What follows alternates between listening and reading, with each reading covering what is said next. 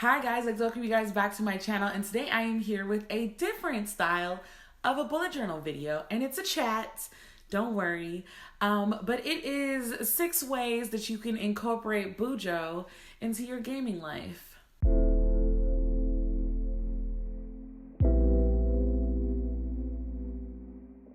If you're like me, a first-person shooter game is always lit, but I do like those kind of games where there's a lot of foraging and farming and collecting items and building things. Like, those are the kind of games that I will sit on my couch and just mindlessly play for hours by myself. Whereas first-person shooter games, I kind of like playing them with other people. And so I've been playing a lot of Animal Crossing, Spiritfarer, games like that lately. And Musical Tati actually gave me the idea that Spiritfarer would be a perfect game to Bujo. So I'm giving you 6 different, is it 6? I'm giving you 6 different layout ideas for Bujoing and gaming. Obviously, the first one is a progress tracker. The same way that you could track your, anything, you can actually track your progress in a game. So, if it is a game where there is actually a real true blue endpoint, then you can track your map. You can track how much of each level you complete, because there's you can complete the level, but if you want to 100% the level, that's a different thing. You could do that kind of tracking. I'm not going to do a progress tracker for Spiritfarer, just because I've already played the game once and I'm going to replay it again with my friends and streaming on here. But I'm just kind of getting the ideas for what I want to track, because I also want to share my bullet journal or my traveler's notebook bullet journal with you guys to show you the games that I track and how I track them. One of my favorite ones to do, another layout, is a character list. And depending on the type of game you play, the character list is very important. For example, with Animal Crossing, there are certain villagers that I'm kind of obsessed with, and I kind of want them on my island. So I want the other people in the island to go ahead and make their way out. And so, hold on one second. Somebody is currently recording the front of my home. Okay, I'm back. That threw me really off. Apparently they were looking at how the front of my door was compared to the house that is across the street being built. And I feel like that's perfectly fine. Just ask before you start taking pictures of people's houses. I shoot if you're on my property. Bet. The third layout that you can do is one of my favorites. It is the item collection. So there are certain games where you collect certain items. So for example, like Breath of the Wild, you can collect items. I like putting those items in categories of breakability, because with the weapons on Breath of the Wild, some of them break really easily and then some of them don't. So for that reason, I want to make a list. I'm going to be basically bullet journaling or replaying video games just to put them in a bullet journal form. So just letting you guys know, for example, with Kingdom Hearts, where they have the synthesizer, and there's different combinations of things that you need to synthesize. I'm sorry, these people are really just out here in my grass. It's a lot happening, sorry. But yeah, I want to track those. So item lists would be very vital to any type of game where they're synthesizing or you need a certain amount of items to upgrade items. Item lists would be important. You could put the location of the items, where you can find these items, that kind of thing. An item list is definitely something that I will be using in the Spiritfarer bullet journal. Speaking of synthesizing, all of that stuff, obviously a mix list or an ingredient or a cookbook kind of thing. So there are a lot of games, again, I'm going to use the ones I've been currently playing, like Breath of the Wild, Spiritfarer, where you put together different items to make different meals. And then those meals have a certain amount of hearts on Breath of the Wild. Sometimes it's cool to remember the combinations that you did to get those meals.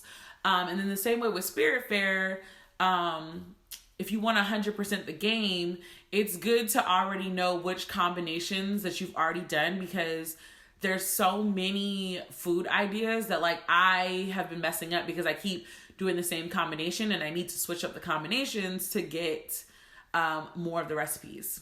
So I will be making a mix list. If you are creative or somebody that just likes to be super extra like me, maybe you might want to draw a world map. I want to draw a Spiritfarer world map, and what I think I want to do is the second time that I'm playing, I want to draw the map as the world opens up to me. I already know what the map is supposed to look like, obviously, because I've already played the game. But the second time that I'm playing it, I want to add more places in the world, like as it opens. So I don't know how I'm going to do this particular one yet. I think this might be a two sheet one, but we'll see, because obviously I'm going to record it when I show you guys. So the very last one that I think would be very cool to track in a bullet journal is a special quest log. So you know that with a lot of these kind of games, there are your main quest, which we all love, but there are a lot of side quests and secrets that a lot of games put in for those of us who like to 100% games, me. So I want to track them. Or maybe not even track them, maybe just list them and like list where I found them. It's almost like I'm creating a cheat guide, but instead of having it on the internet, like it's just in my personal possession. Like, for example, I would like to track where I find all of the Dalmatians in Kingdom Hearts. I know that that's like a list online already. Cool, but I want to do it myself. I also want to track every one of the Trinity spots. So to me, I consider those kind of like special quest or side quest missions. So like I said, I like to 100% games. So those kind of things are fun to track. Plus, I don't know. I think like a completed list just looks really cool. A completed list just looks really cool. That's funny. But yeah, so I guess the next question you're probably wondering is like, since when have you had a gaming bullet journal this whole time? The answer is no, I have not. I was originally going to buy an entirely separate bullet journal to introduce to you guys and show you guys. But what I actually plan on doing is having a traveler's notebook styled bullet journal. So basically it will have just inserts, and then in the inserts I will have the spreads. So what I plan to do is obviously showcase the new traveler's notebooks. We're going to decorate them while I talk about why I decided to do this. And I'm going to be attempting to stream soon. For some reason, streaming makes me very nervous. I don't know why.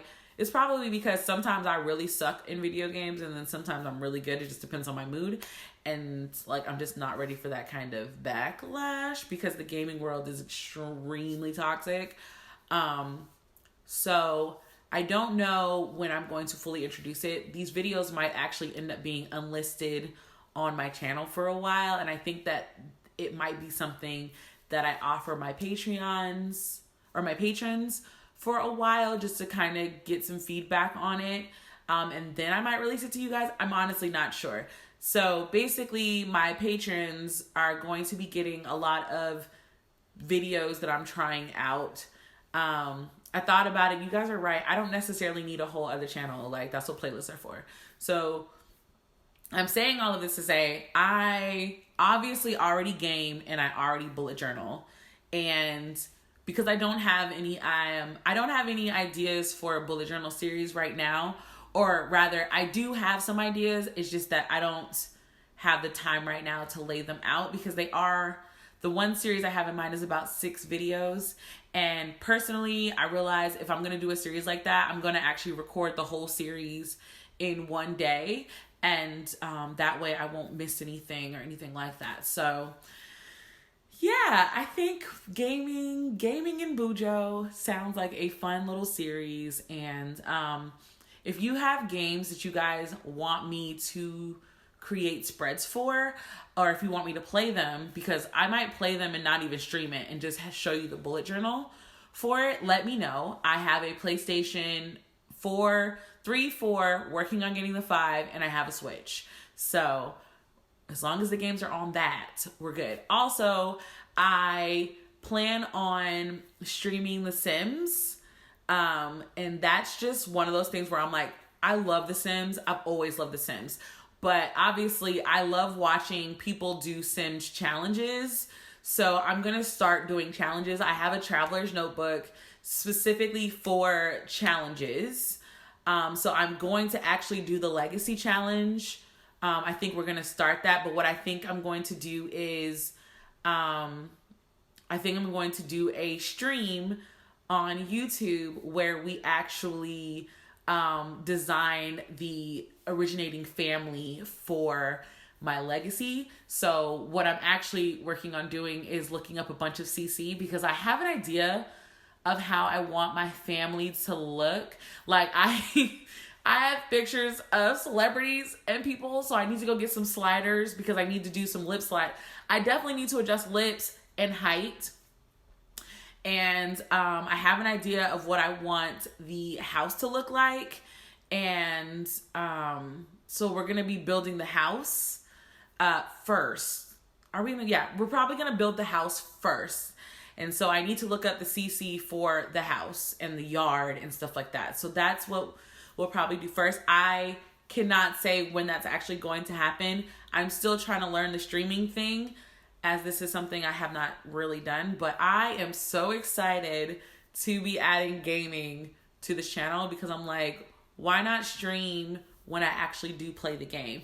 So if you are a person like me and love Sims, other than the Legacy Challenge, what other challenges do you know of? Because I know of the Not So Berry Challenge, obviously Rags to Riches.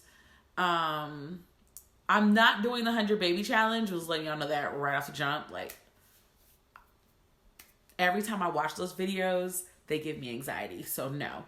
But I do have friends that like just want to watch me play Sims.